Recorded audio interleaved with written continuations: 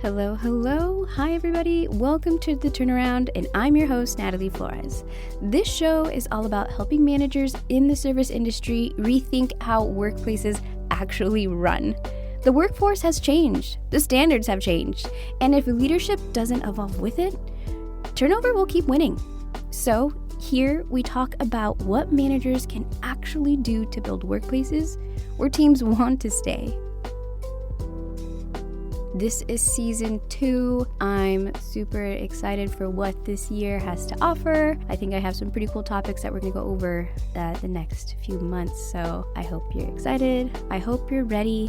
And most importantly, I hope you are optimistic, because in order to meet these new standards that your team is looking for, optimism is the way. Now, in today's episode, we're going to be going over why the figure it out management style is over and why you need to go beyond onboarding to make sure that those new people that you bring on are actually going to succeed and not become the headache later on in the shift. Okay, let's get into it. The figure it out as you go mindset, that's just everywhere. No matter what you're doing, you're going to have to figure it out. There can't always be somebody there holding that person's hand, walking them through everything. It's just impossible, especially if you're the manager. You have other things to do. You just can't do it. But I think we kind of lean on that a little too much. And the reason why I say that is because that's where really bad habits start to develop. And usually that's where all the little fires that are keeping you busy come from. What are 3 things you can do to help put out the, they'll figure it out fires? Well, these are the 3 things. Number 1, be available after training. You know, your job as the manager is to help manage the team. If they're just kind of running loose, figuring things out themselves, is that you managing? No, it's not. If you're just throwing on this new person onto the team and hoping that they do well, is that you managing? I'm going to say no. Yes, could you possibly have a really good team that can, show this new person the way of what to do and what not to do? 100%. But at the end of the day, you are really the one responsible for making sure that they, again, are going to succeed, because your team didn't make the choice to bring them on. You did. You hired your team to do a certain job. If they have to take time away from their job to make sure that this new person is doing what they're supposed to be doing, then who's managing the team now? Just a little food for thought. You pretty much already know what to expect when you hire somebody new. Every single new person makes the same classic little mistakes, makes the same, assumptions about things,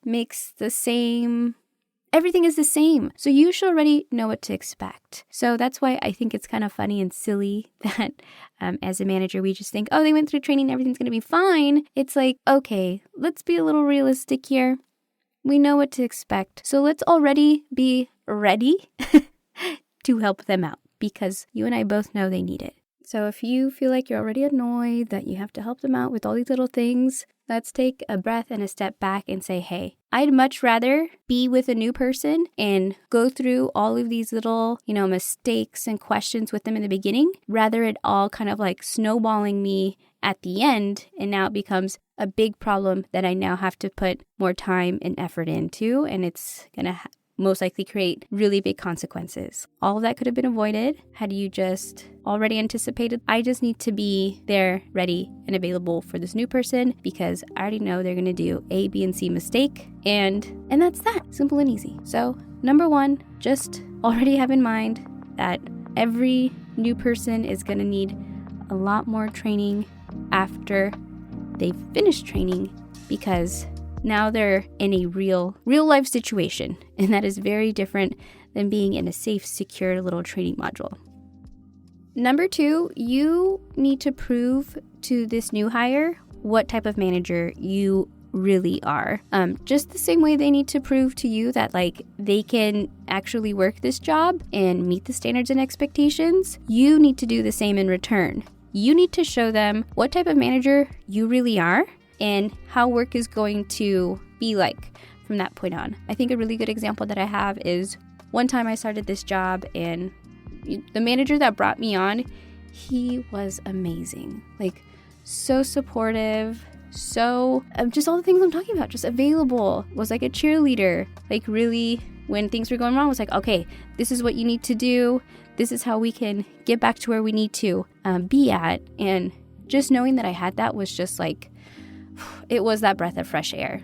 And then, when that manager left and a new one came in, just a different manager came on for the day and they didn't have that same type of management style, that's where it becomes like a kind of like a dangerous place, because that's where you start to really hold things back and not want to be honest, because you're just like, oh man, I already know how they're going to be. Like, I don't even want to tell them what happened. And it's like, that's the worst thing you can do. It's like you are setting yourself up to fail by not being that support person for them, for your team, and everything. So 2, show that new person the type of manager you really are and that you should be.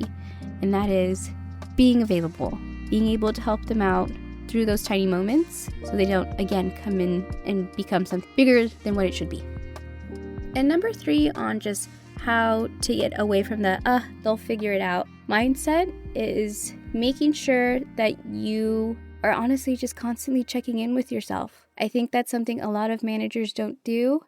And what really ends up happening is just like, it kind of just becomes a blame game of just like, oh, they just can't get it, or oh, they're just not capable, or oh, my team sucks. And it's like, well, if you feel like your team sucks, that is because of you. I mean, at the end of the day, you are the manager. You are responsible for the team. You are responsible for how they are getting things done.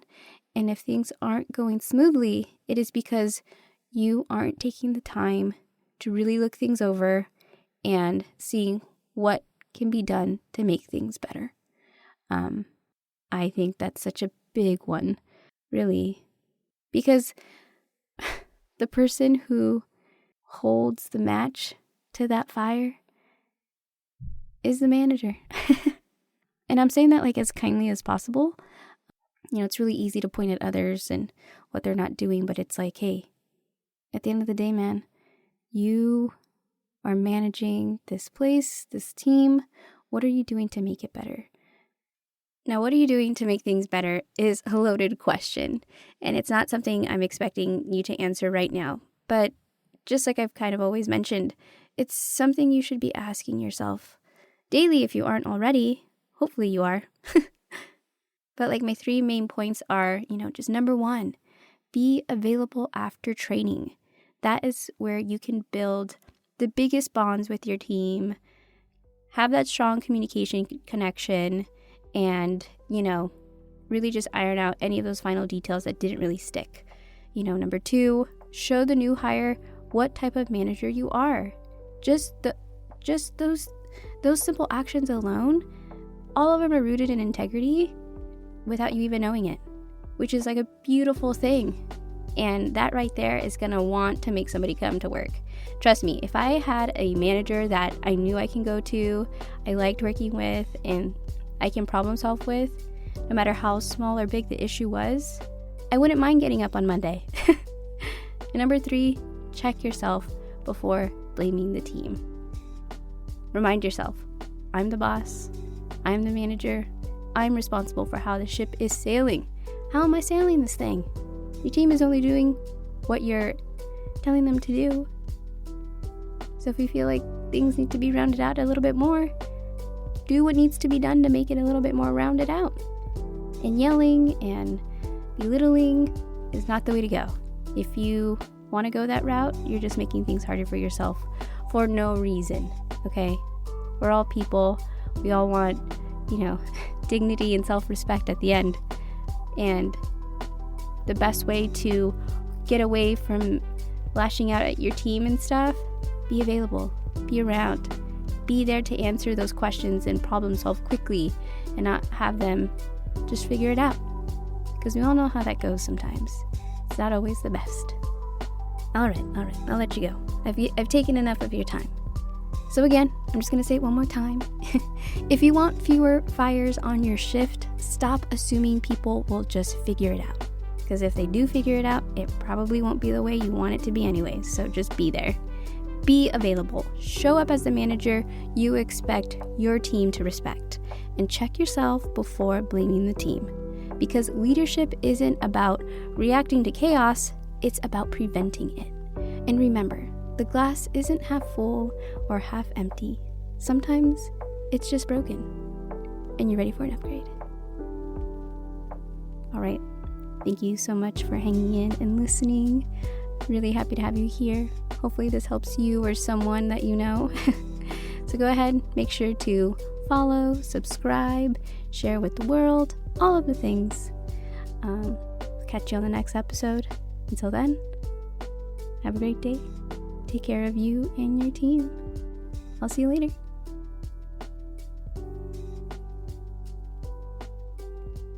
This podcast is sponsored by the Mini Baker Co. Miniature cakes for people and dogs. This podcast is also sponsored by Natalie Flores Voice Over Services.